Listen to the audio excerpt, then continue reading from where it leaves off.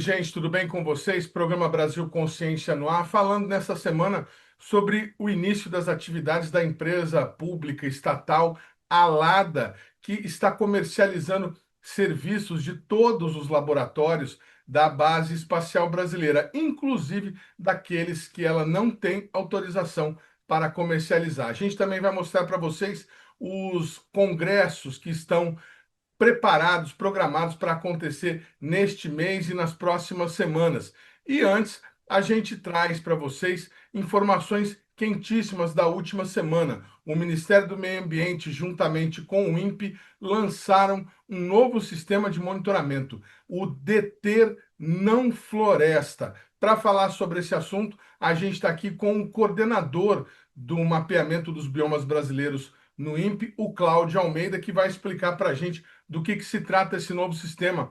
Cláudio, bom dia, obrigado por você ter aceitado o convite mais uma vez. E gostaria que você explicasse para a gente. A gente tinha o DETER, a gente passou a ter o DETER intenso e agora a gente tem o DETER não floresta. O que é esse novo sistema? Oi, Edmond, bom dia a todos que nos ouvem. Um prazer estar aqui conversando com você, com a nossa audiência aí.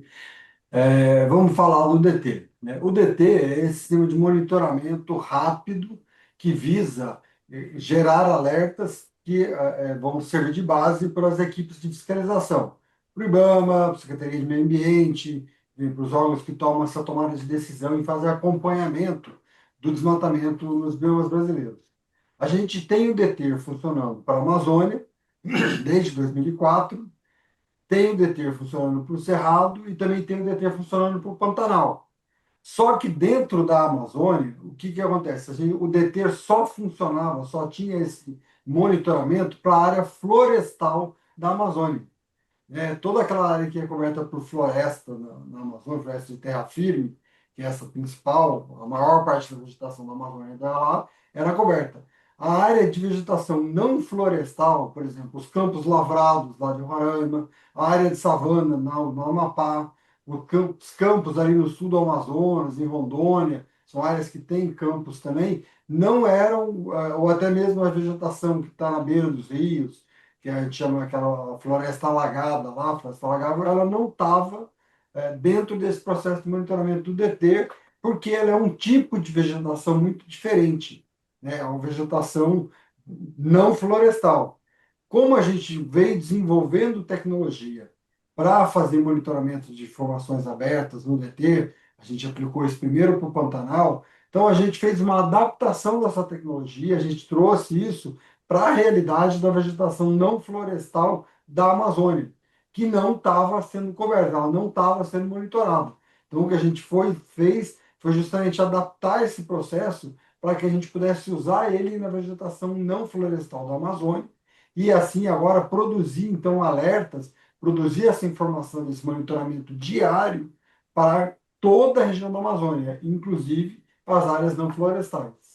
A gente está aqui com a comunicação oficial produzida pelo Ministério do Meio Ambiente, que aponta que 20% da área da Amazônia está enquadrada nesse, digamos, misto de biomas, né? Tem uma parte cerrado, tem uma parte de um outro tipo de vegetação. Esse espaço, que não é florestal, não tem a floresta densa, ele é mais vítima de desmatamento do que as regiões florestais? Existe alguma relação entre a ocupação para agricultura, para pastagem, pecuária, nessas áreas do que nas outras áreas, nas áreas florestais? Essas áreas não florestais, elas historicamente ela tem uma ocupação muito baixa, né? Ao longo do tempo, elas são alguns solos, são solos hidromórficos muito rasos, eles têm uma série, até por isso que ele não é uma vegetação florestal, ele tem uma série de restrições até de uso, então é uma área que ela não foi muito ocupada, mas recentemente a gente já vinha percebendo um movimento de ocupação, principalmente na região de Roraima, né? A gente vinha notando que havia a ocupação dessa área, né, que era uma área dos lavrados lá de Roraima. Então, a gente entendeu a importância de fazer esse monitoramento, né, de poder olhar para essa região né? E até porque, por exemplo, toda a área de produção agrícola, ela tem que estar adequada ao Código Florestal. Se você for exportar isso para a legislação europeia, isso tem que estar adequado. Então, é importante ter esse monitoramento, não só do dado do PRODES, que é aquele monitoramento anual, que é o dado oficial e preciso do desmatamento, mas era importante ter um monitoramento em tempo real para que as unidades de preservação, né, o IBAMA, enfim, possa agir temporaneamente nessas áreas de ocupação também, ainda que hoje eles não sejam tão expressivos. Por exemplo, a gente teve no mês de agosto de 2025 73 quilômetros quadrados de supressão de vegetação não florestal na Amazônia. Quando a gente olha para o dado do DT na Amazônia, quer ver? Vamos olhar esse dado aqui. A gente não tem ele de cabeça, mas a gente já acha ele já aqui. Você está falando do dado do deter só na área não florestal.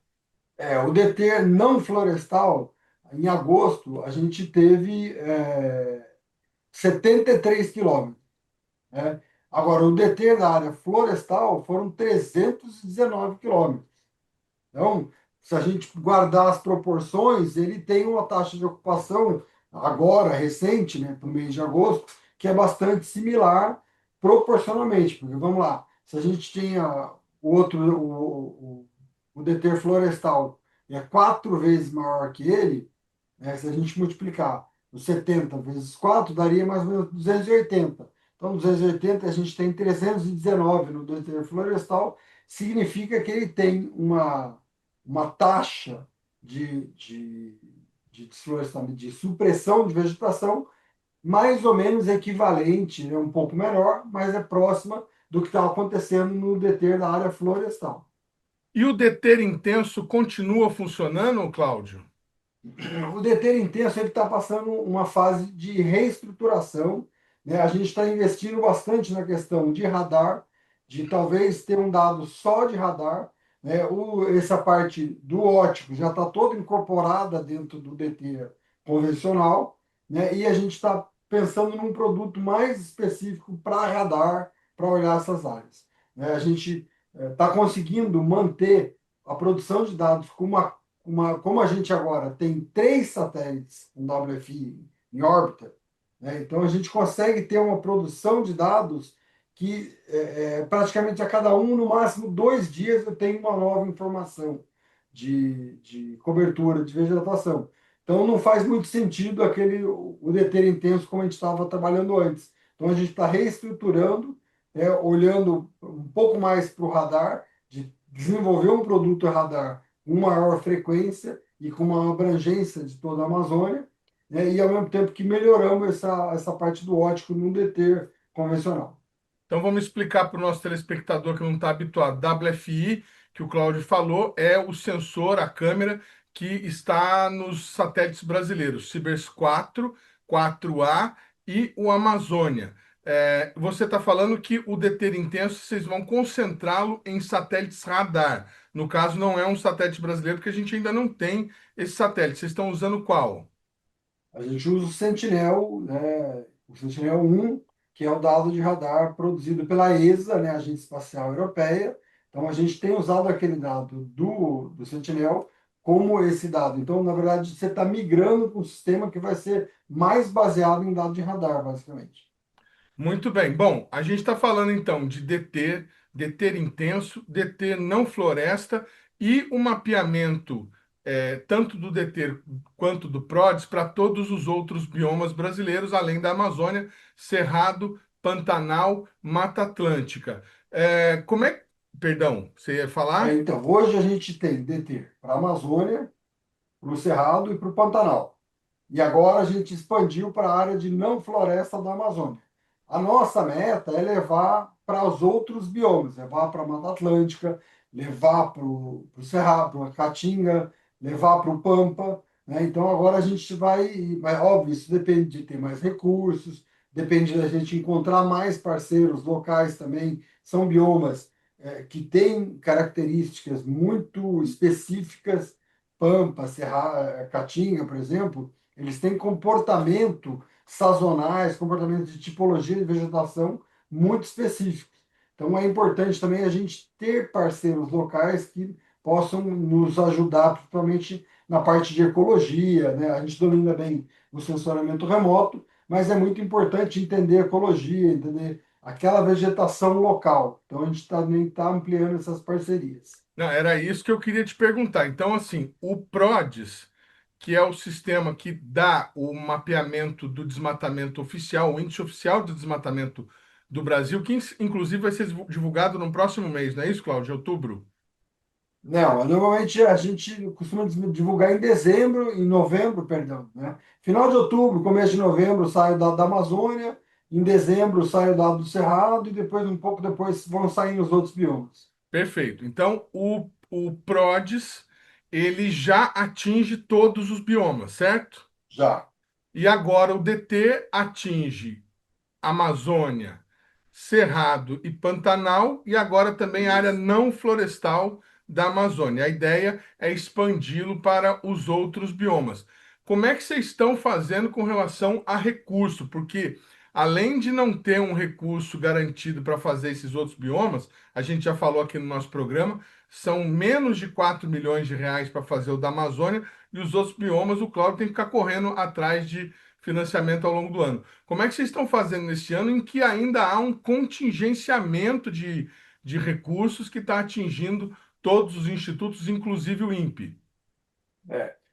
A gente continua contando com parceiros, né, para poder atingir essas metas. Então, por exemplo, o MMA, né, o Ministério do Meio Ambiente, tem sido um grande parceiro. A gente já conseguiu recursos, um TED no ano passado, que permitiu que a gente continuasse fazendo PRODES para os outros biomas. Né? Esse dado que a gente está fazendo do Não Floresta também veio com apoio do IBAMA, né, que permitiu desenvolver a tecnologia para o Pantanal, e a gente agora adaptou essa tecnologia para a área não florestal da Amazônia. Isso também foi um TED que veio do IBAMA. A gente está contando que vão haver novos. Estamos com um projeto que está sendo submetido para o Fundo Amazônia, né? E estamos contando com outros apoios que a gente está buscando, né? Banco Mundial, outros parceiros que são parceiros históricos da gente para conseguir esse recurso. A respeito do orçamento específico da ação 2019, como existe uma determinação do Supremo que não pode haver corte de ação voltada para controle do desmatamento, então a nossa ação específica, ainda que o INPE tenha sofrido um grande corte, a nossa ação especificamente ficou preservada por conta dessa leitura, dessa determinação do ministro Dino, né, quando houve a emergência do ano passado, que teve aqueles grandes incêndios, todo o problema que houve para a Amazônia e para o Pantanal, né, o ministro Dino, naquela ação de inconstitucional na DPF, eu não lembro o número da DPF, ele colocou que as ações voltadas para o controle de desmatamento não poderiam sofrer corte orçamentário. Então, isso fez com que, minimamente, o nosso pequeno orçamento continuasse pequeno. Ele não desaparecesse, pelo menos.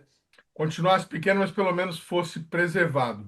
Bom, na última vez que a gente Exatamente. esteve por aí, nós mostramos aquele trabalho que vocês estavam fazendo para enviar para a União Europeia os dados do marco temporal e permitir o acordo da União Europeia com o Mercosul. E tivemos a informação, a novidade de que vocês estavam usando inteligência artificial em alguns processos. Esse deter não floresta já está usando inteligência artificial. Como é que vocês estão trabalhando isso? A inteligência artificial agora virou rotina dentro do sensoriamento remoto dos biomas brasileiros?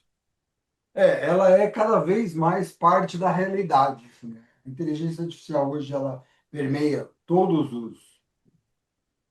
os campos. No sensoramento remoto da vegetação não podia ser diferente.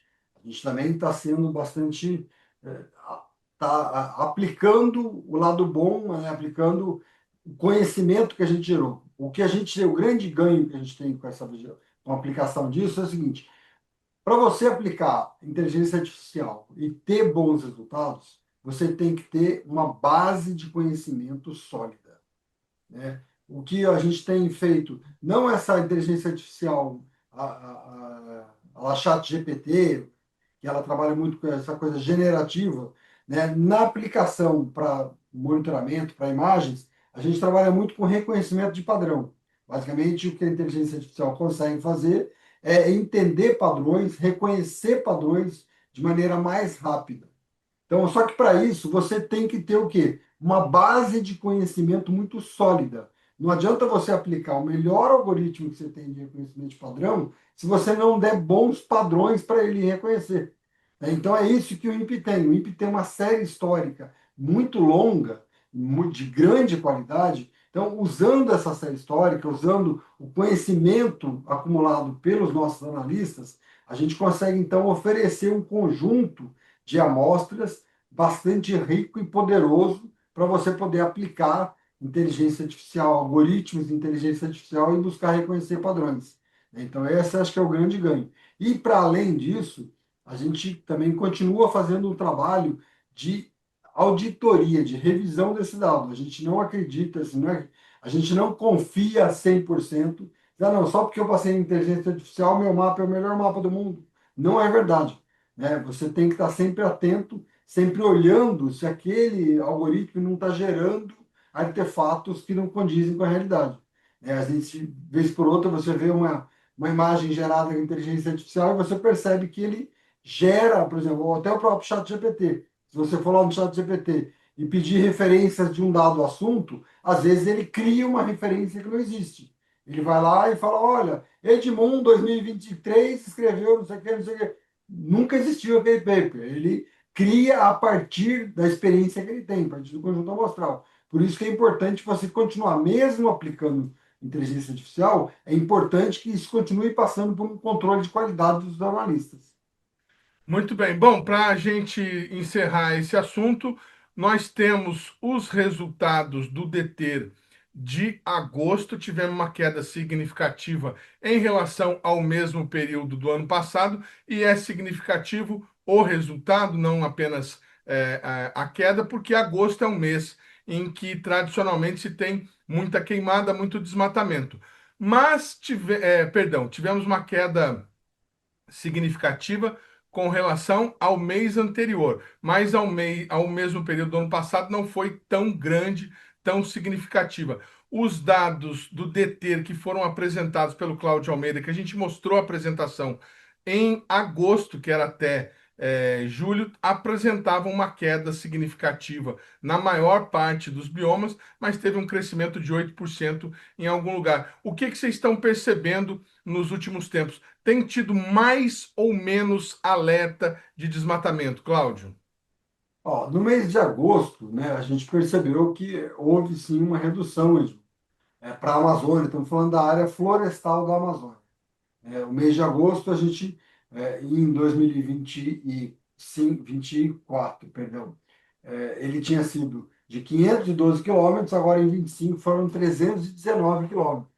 Isso mostra realmente que houve uma redução significativa desse dado em relação ao ano passado, e que já tinha diminuído um pouco com relação a 23. Então isso mostra que aquela tendência de queda que a gente vinha percebendo, ela está se persistindo nesse começo desse novo ano PRODES.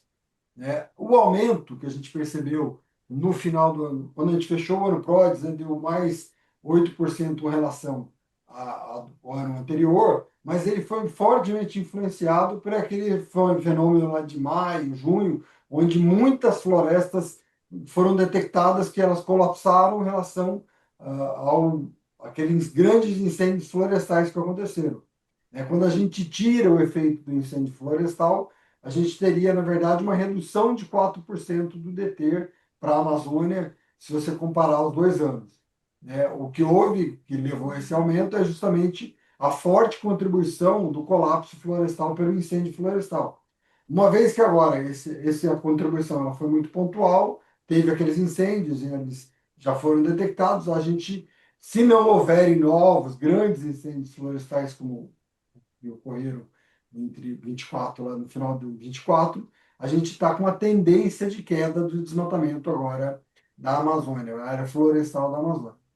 Apenas para ser mais preciso, para corrigir, eu acabei me confundindo quando eu fui falar sobre os índices. Então, os dados do DT, que o Cláudio já colocou muito bem, de agosto de 25, divulgados em 12/9, quando comparados com 2024, apontam 36,6% no Amazônia Florestal. Ainda não existia o Amazônia Não Floresta. E uma redução de 27,3% no Cerrado, além de 16,8% no Pantanal. Esses são os dados referentes, o comparativo entre 25 e 24, de um ano 24. para o outro. Tá? Não houve uma redução, aquilo que eu tinha mencionado, comparado ao mês anterior, em 2025 mesmo, mas porque a gente já vem numa queda, numa tendência de queda, como o Cláudio falou, e a gente fica aguardando aí os resultados do PRODES e esperando que isso se confirme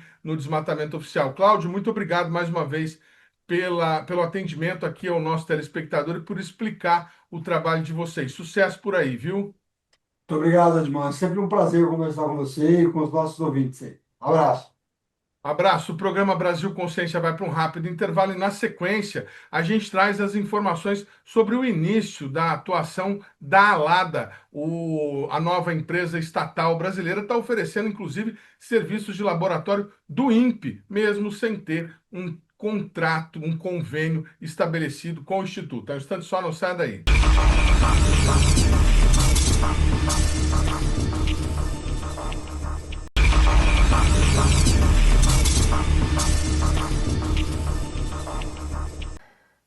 Segundo bloco, o programa Brasil Consciência de volta, e a gente fala agora sobre o início das operações da empresa estatal Alada, a companhia que foi criada como uma subsidiária da Nave Brasil para supostamente alavancar o potencial econômico do programa espacial brasileiro. Menos de 2 meses depois da ativação da companhia, nós temos instalada a primeira polêmica em relação às atividades dela.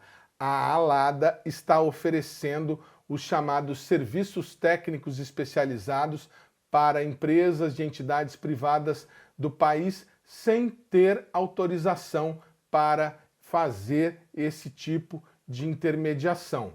O serviço técnico especializado, para você que não sabe, sempre foi oferecido por institutos de pesquisa do país, especialmente nós estamos falando aqui do INPE e dos laboratórios ligados ao DCTA, e havia anteriormente um problema. A empresa contratava o INPE para realizar algum tipo de serviço, recolhia um valor, pagava uma taxa ao Tesouro Nacional e esse valor não retornava imediatamente ao Instituto. Isso sempre foi motivo de debate, sempre foi motivo de polêmica, porque muita gente entendia que o Instituto exequente deveria ficar com o recurso, deveria retornar o recurso ao Instituto para que ele pudesse desempenhar suas atividades e fazer investimentos em manutenção e em aquisição de novos equipamentos. Esse problema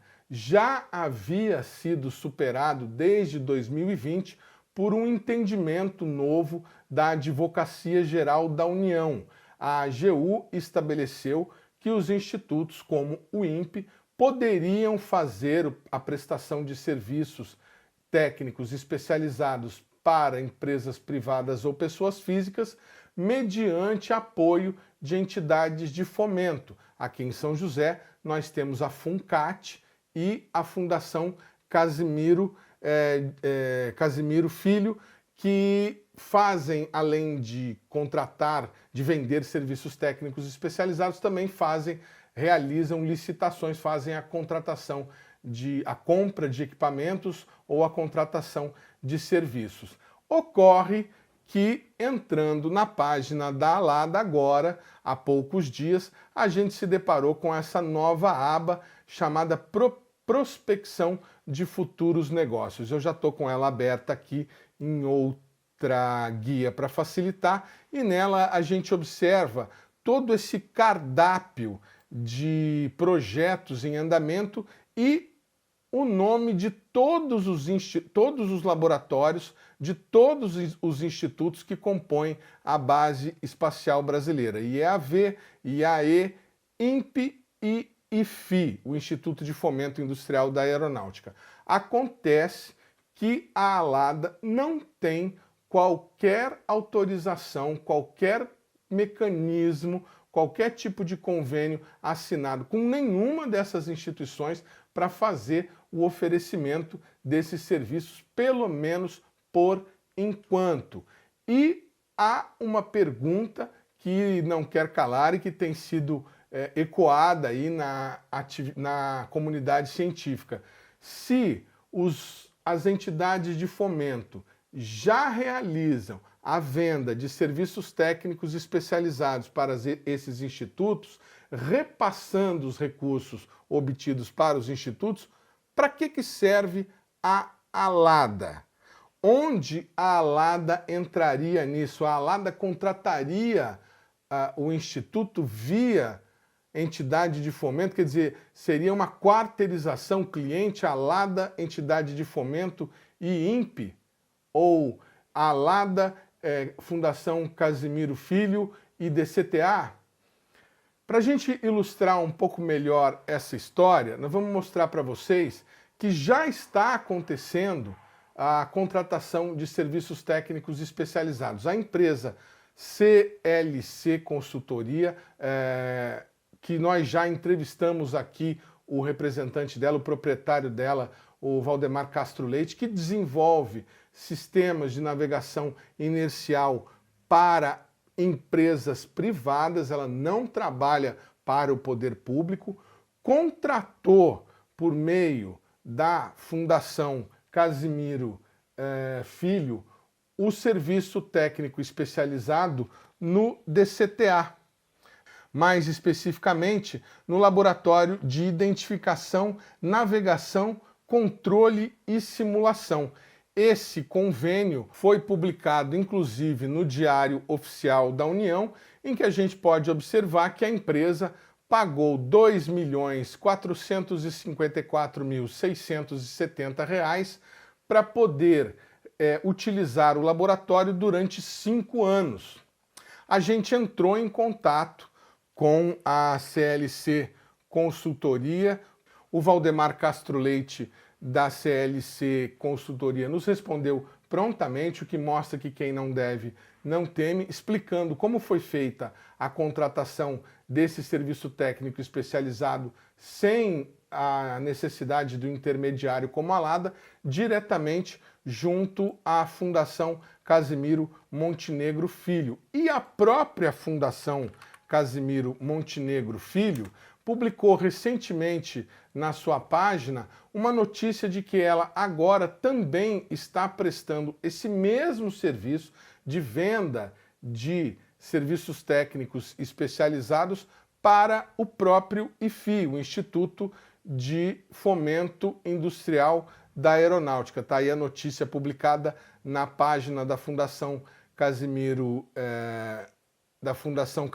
Montenegro Filho, na data de 5 de setembro de 2025, ou seja, é algo recente. A questão que está suscitando dúvidas entre muitas pessoas da comunidade científica espacial, algumas delas que vieram falar comigo, é o que vai acontecer com as entidades de fomento, como a Fundação Casimiro Filho e a FUNCAT, se a ALADA passar a realizar esse serviço. Outra dúvida que surge, uma vez que a ALADA é uma empresa privada com fins lucrativos, ela vai absorver alguma parte desse recurso, porque as fundações não têm fins lucrativos e não ficam com o recurso. Mas não foi somente nesse cardápio de serviços que o INPE foi citado. Em uma das últimas notícias publicadas, um dos últimos releases publicados pela ALADA no site da empresa, a gente observa aqui uma visita, um informe sobre uma visita do presidente da empresa, o Sérgio Roberto de Almeida, no último dia 27 de agosto, lá numa reunião do CONDEFESA, que é o Conselho das Empresas da Área de Defesa ligadas à Fiesc, a Federação das Indústrias do Estado de Santa Catarina. E neste encontro, o presidente teria enfatizado o papel facilitador da ALADA nas relações público-privadas do setor aeroespacial brasileiro. Segundo o informe, o presidente teria dito que a ALADA pretende ser a ponte entre o setor privado e a infraestrutura tecnológica da União, atuando como facilitadora do acesso e garantindo que as empresas privadas possam utilizar de forma segura e eficiente os recursos disponíveis. A nota diz ainda que o presidente teria afirmado que é preciso desburocratizar o acesso a essas tecnologias. E mais abaixo, o texto cita textualmente que o presidente citou os laboratórios do DCTA e possivelmente do INPE como disponíveis para essas parcerias. A gente obteve algumas informações de gente do INPE dizendo que o INPE não sabia que o nome do Instituto, que os laboratórios do Instituto tinham sido publicados nessa página da ALADA. Isso não foi confirmado oficialmente pela assessoria de imprensa. A assessoria de imprensa do INPE nos informou, por meio de uma nota, que a ALADA esteve no Instituto. A nota diz que o INPE recebeu e recebe organizações interessadas em formatar instrumentos jurídicos de parceria, em particular os do tipo serviços técnicos especializados que o Instituto tem capacidade para oferecer. Entre várias dessas organizações, a ALADA foi recebida para discussão de demandas e possibilidades desse tipo de parceria. A nota do INPE ressalta que essas tratativas foram preliminares e, até o momento, nenhum instrumento jurídico ou compromisso formal foi firmado com a empresa. A nota da assessoria de imprensa do INPE afirma que a instituição entende que a menção ao INPE na página da ALADA tem a conotação de eventuais possibilidades futuras a serem exploradas, como estão lá ou ali, como diz a nota, vários outros órgãos. A nota diz ainda que a atual direção do INPE está empenhada em viabilizar a prestação dos serviços técnicos especializados para os setores público e privado, sem que comprometa suas atividades principais. A nota diz ainda que estão em curso estudos e revisões de procedimento para a regulamentação dessa atividade, incluindo a discussão do modelo sobre gestão dos recursos obtidos. Ou seja, o INPE ainda não tem a clareza, a certeza de como realizar os serviços técnicos especializados, mesmo depois do último entendimento da AGU, que permitiria que isso fosse feito por meio da Fundação Casimiro Filho ou por meio da FUNCAT. A nota do INPE ainda fala sobre a questão dos aspectos históricos operacionais dos serviços técnicos especializados. Isso é porque nós havíamos questionado se há pessoal suficiente no Instituto para fazer esse serviço, uma vez que a questão da falta de mão de obra no INPE é conhecida. O Instituto hoje tem pouco mais de 600 funcionários efetivos e a nota ressalta que essa capacidade existe caso a metodologia para oferecer o STE seja retomada. A gente entrou em contato também com a assessoria de imprensa da Aeronáutica, que ressaltou, que exaltou a empresa ALADA como um instrumento catalisador para o Programa Espacial Brasileiro, buscando otimizar e integrar os esforços no setor aeroespacial do país. Segundo a nota da Aeronáutica, os eixos estratégicos da ALADA foram desenhados para fomentar a inovação, atrair investimentos e gerar benefícios multifacetados para o país. O programa Brasil Consciência vai para um rápido intervalo e, na sequência, você fica por dentro das informações do terceiro Congresso Aeroespacial Brasileiro, que começa na próxima semana em Brasília, e também sobre o Simpósio Internacional de Agricultura Espacial, que será realizado no mês que vem em São José dos Campos. Um instante só, não sai daí.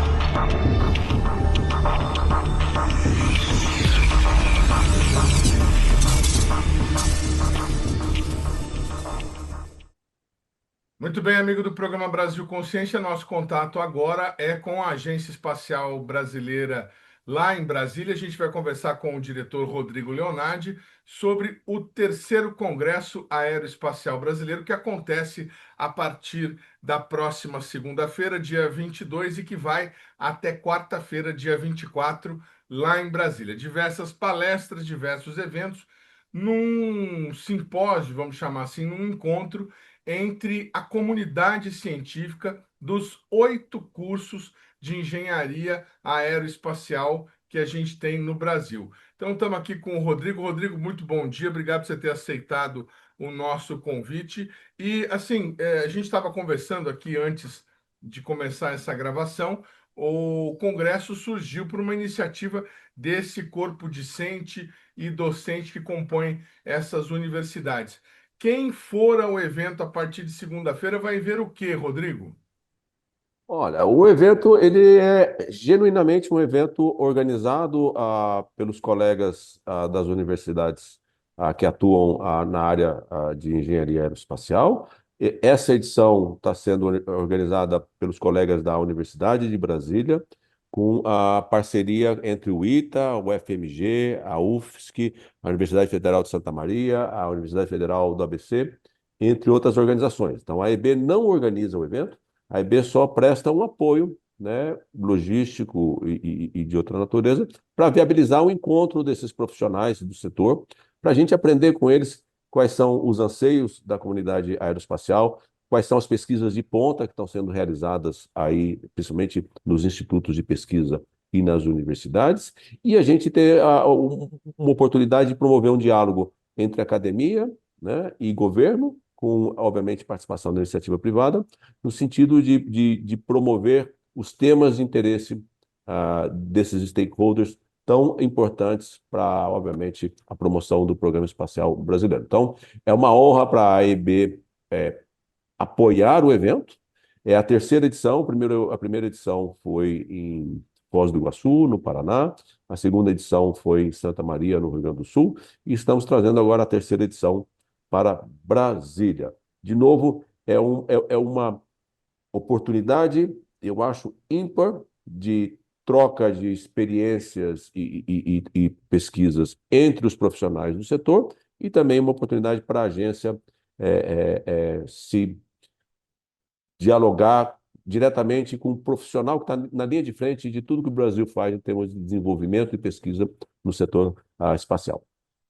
Estamos colocando na tela nesse momento a planilha, né, a grade com os eventos. Nós temos ali a partir das 7h30 da manhã de segunda-feira a recepção e o cadastramento lá no hall da EB e a partir das 9h, cerimônia de abertura e logo a seguir a palestra, que tem previsão de 45 minutos, que vai ser da própria AEB. O, essa interação entre a academia e os entes federativos que organizam o Programa Espacial Brasileiro, ela pode gerar algum, digamos, algum produto, algum fruto. Vocês já tiveram nas duas edições anteriores, apesar de serem edições, digamos, primárias, algum exemplo de um trabalho, de algum paper que acabou virando um projeto financiado pela Agência Espacial Brasileira ou pela FINEP, por exemplo?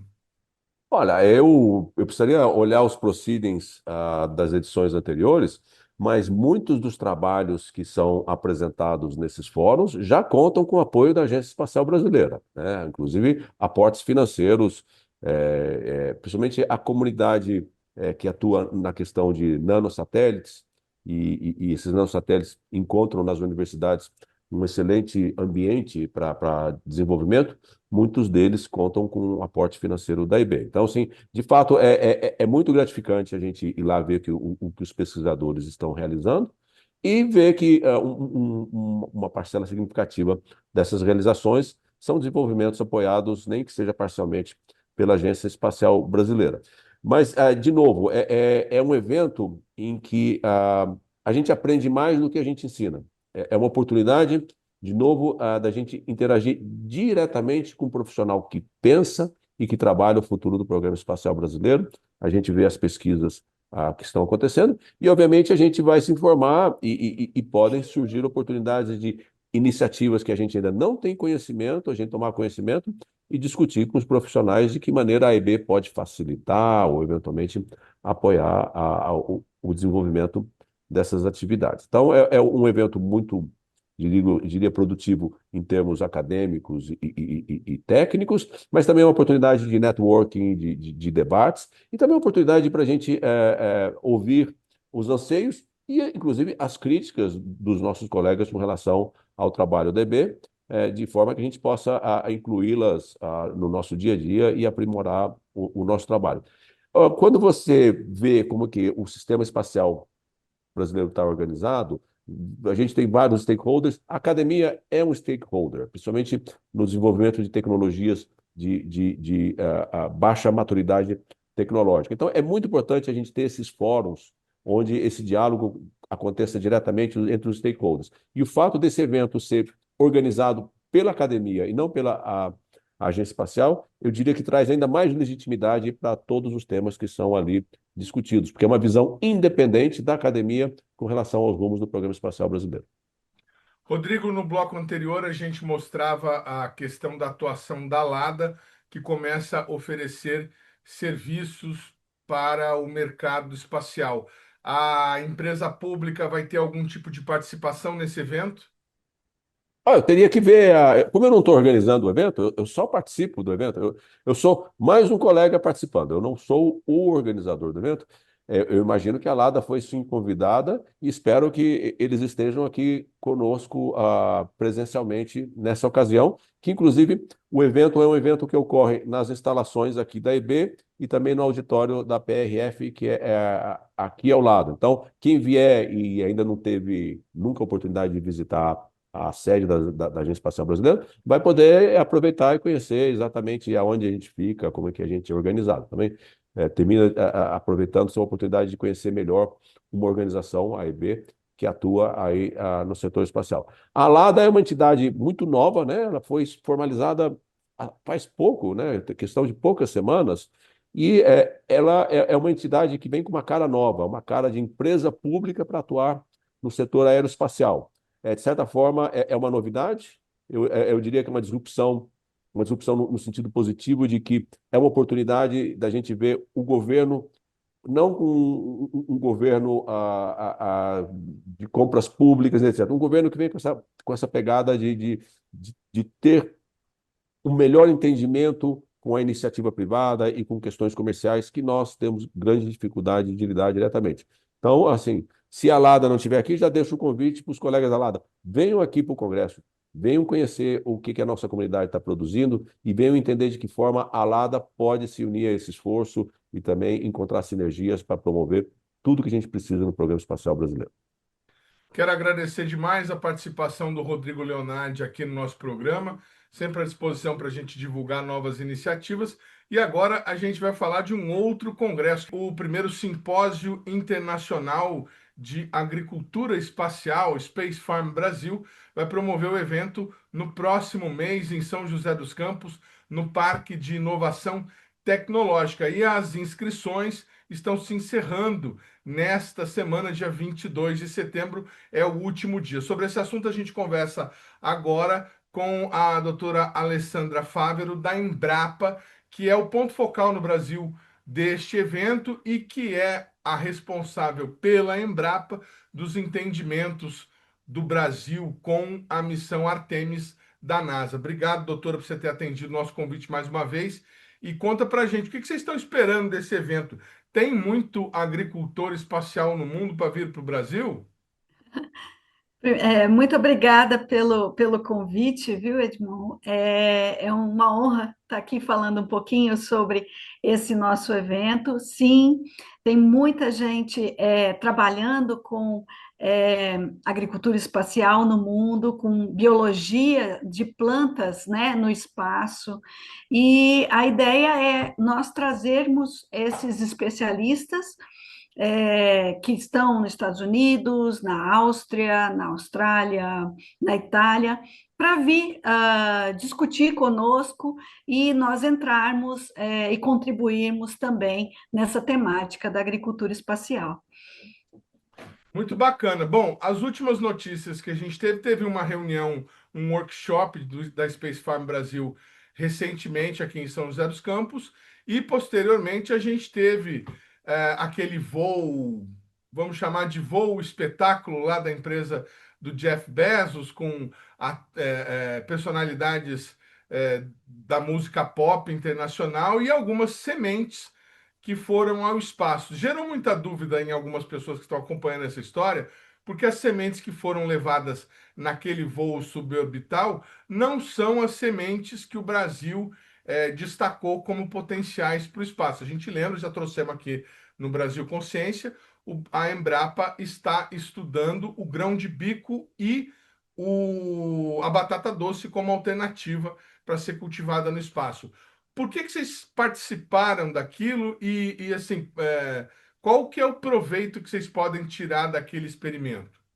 Sim, bom, os materiais que foram no voo da Blue Origin foram sementes de grão de bico que fazem parte, é uma cultivar da Embrapa, então nós conseguimos mandar material brasileiro nesse voo da Blue Origin, e teve plantinhas, né, de batata doce que foram cedidas pelo USDA, e que é da mesma espécie que a que a gente está trabalhando aqui, né? Então, foi uma outra plantinha oferecida pelo USDA lá nos Estados Unidos, que é como o Ministério, né, da Agricultura, nosso Departamento de Agricultura dos Estados Unidos, e esse material vai voltar para o Brasil.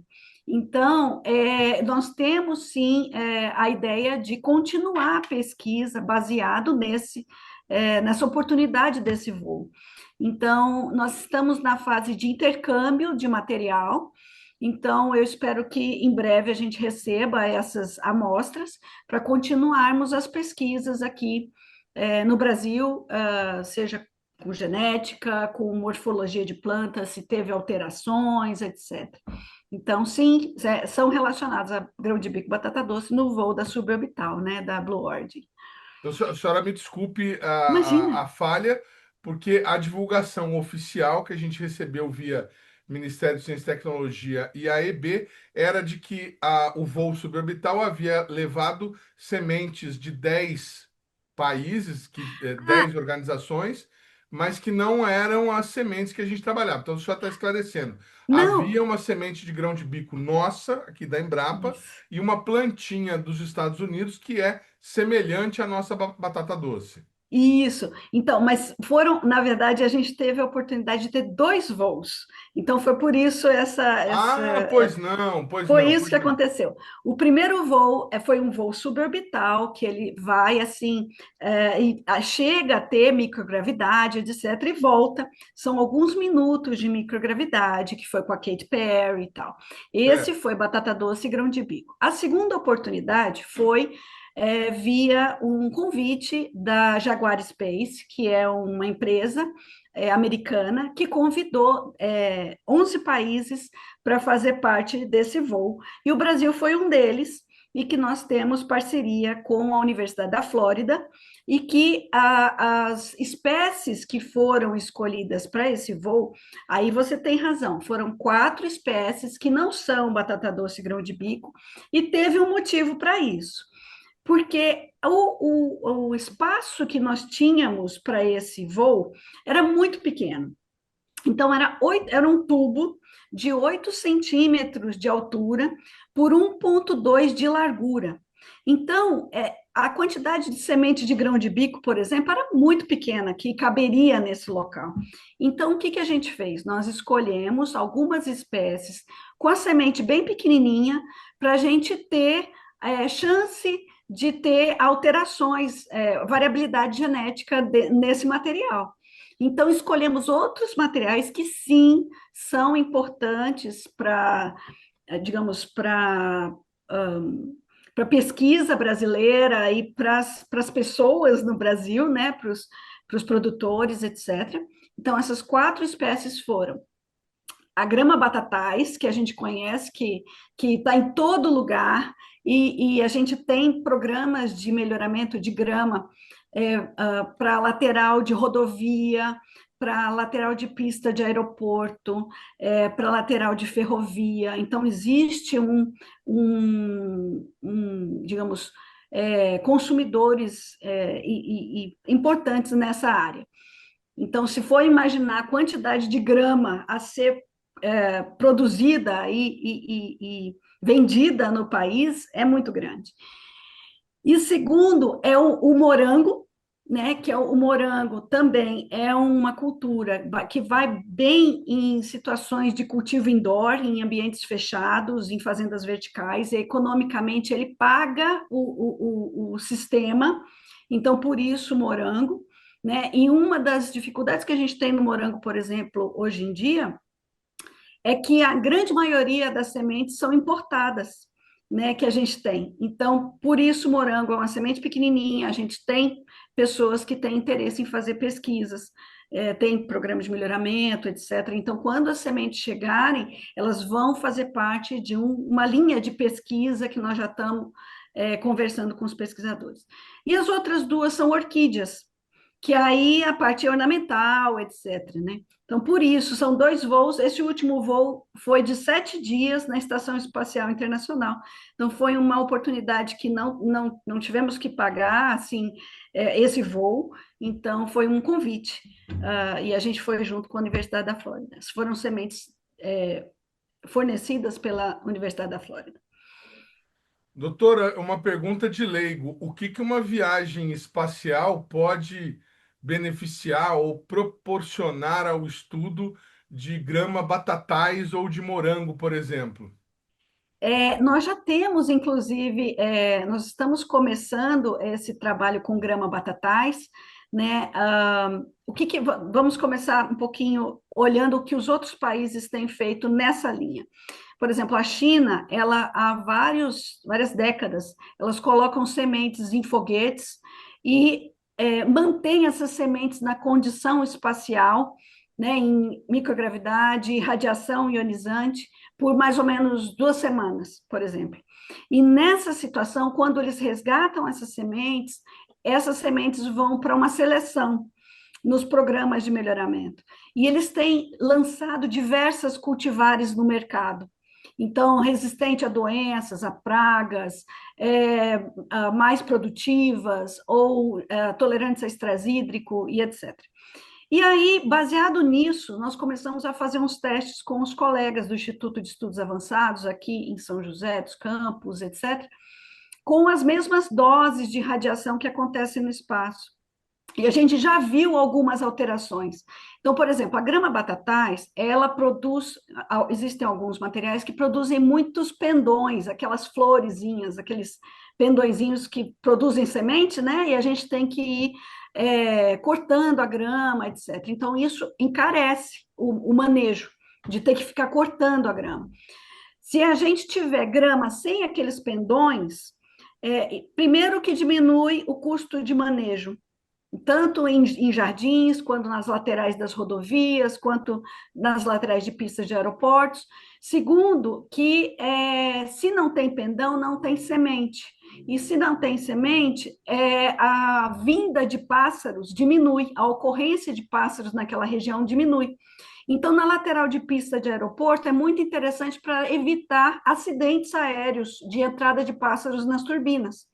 Então, tem todo um motivo, né, econômico e social e ambiental nesse tipo de pesquisa. Então, a ideia é verificar se a gente consegue sementes, ou melhor, plantas que não tenham pendão nessas de grama. E a de morango, existem várias possibilidades. Uma adaptação melhor ao cultivo indoor, diminuição, maior produtividade, maior resistência a doenças, tem uma série de características que a gente vai procurar também. Perfeitamente. Bom, a gente vai ter um simpósio internacional. A senhora já citou aí alguns países que devem participar, mas a gente também imagina que haverá a participação de brasileiros. Eu queria que a senhora explicasse como é que está se desenrolando essa pesquisa, porque quando a gente fala de pesquisa, né, as pessoas imaginam que tem é, pesquisadores, cientistas dentro de um laboratório aí na Embrapa, manipulando poções e tentando chegar aí a algum tipo de resultado. Há produtores particulares brasileiros envolvidos nesse momento. A gente já andou, de alguma maneira, objetivamente, rumo a ter culturas que estejam próprias para ser cultivadas indoor? Então, só fazendo um adendo sobre os pesquisadores que estão vindo de fora, né, do país, tem pesquisadores que são especialistas em cultivo indoor, de cultivo em ambientes fechados, associados ao espaço, tem colegas da Universidade da Flórida, Robert Frill, Annalisa Pohl, pessoas da NASA que vêm também, então vem bastante gente que trabalha há muitos anos com essa temática. E sim, nós temos na nossa rede, na Rede Space Farming Brasil, ela é composta atualmente de 22 instituições e 56 pesquisadores das mais diversas áreas, tem físicos, químicos, biólogos, agrônomos, economistas, enfim, tem várias expertises, e eles vêm tanto para trocar, né, experiências, falar de sensores, falar dessas possibilidades. Com relação aos produtores, a ideia é a gente trazer também essa temática que é tão diferente e mostrar que a ideia é olhar o espaço como uma nova tecnologia para o nosso dia a dia também. Né? Então, hoje em dia, nós temos as fazendas verticais nas cidades, né? E as fazendas verticais, elas são a tecnologia espacial. Então, por que não a gente aumentar a automação e sistemas de irrigação mais inteligentes, etc., né? E reduzir custos de manejo e etc. Enfim, a ideia é juntar, e como a gente sempre sabe, esses avanços, eles podem ser que no começo não se paguem, mas depois a tendência é a tecnologia ir barateando ao longo do tempo. Então, essa é a ideia. Muito bem, o primeiro Simpósio Internacional de Agricultura Espacial está marcado para acontecer de 14 a 16 de outubro, aqui no Parque de Inovação Tecnológica de São José dos Campos. Como eu disse, as inscrições são até o próximo dia 22, mas para quem quer participar como palestrante, como apresentador de trabalhos. A participação popular, como é que vai ser regrada, doutora? Então, todos estão, é aberto, né, para todos os interessados, e sim, tem que fazer a inscrição no site, né? Se colocar no Google Agricultura Espacial, você acaba encontrando a Rede Space Farming Brasil e também o nosso simpósio. Lá tem todas as orientações quanto à inscrição. Estamos colocando na tela, então, o endereço eletrônico para você se inscrever, o CIAE, o primeiro Simpósio Internacional de Agricultura Espacial. Só vamos esclarecer essa informação. Então, para quem quiser participar como espectador, também é necessária a inscrição até o próximo dia 22, ou pode se inscrever lá na hora. Não, o ideal é fazer até dia 22 para nós nos programarmos para tudo, né? Para a gente saber o tamanho Ah, ok, do para saber também o auditório. tamanho do público que vai estar lá. Exatamente. Então, se você é estudante de agricultura ou ligado à área espacial e tem interesse em participar do evento, fique atento. A inscrição termina agora, dia 22. Há um erro meu aqui, eu achei que era só para quem iria participar como palestrante, como apresentador de trabalho. Obrigado, doutora a Alessandra Fávaro mais uma vez pela participação aqui no nosso programa e a gente continua acompanhando o trabalho de vocês do Space Farm, da rede Space Farm Brasil, viu? Muito obrigado. Muito obrigada, Edmond. É um grande prazer, uma grande honra e ficamos à disposição. O programa Brasil Consciência de hoje vai ficando por aqui. Você que quiser conferir os demais conteúdos produzidos pelo SINDCT, nossas redes sociais estão na tela nesse momento. Dúvidas, críticas, sugestões, nosso e-mail é sempre o caminho para o contato com o nosso programa. A gente volta na semana que vem com mais uma atração inédita para vocês.